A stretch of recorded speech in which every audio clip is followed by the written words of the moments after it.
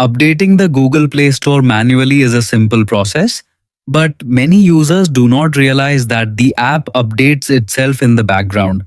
If you want to make sure you are using the latest version right away, you can check and trigger an update manually using a few easy steps. So open the Google Play Store applications. Make sure you are connected to a stable Wi-Fi or mobile data connection because updates may not proceed smoothly without internet access.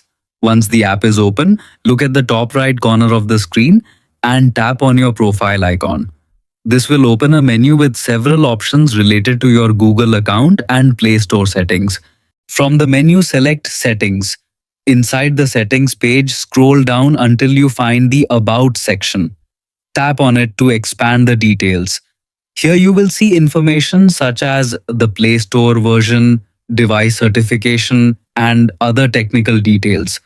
Now look for the option labeled Play Store version. Tap on it once.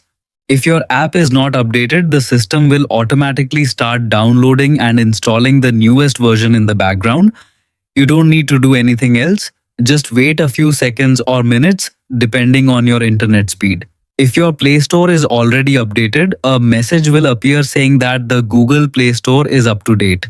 This means you are already using the latest version available for your device.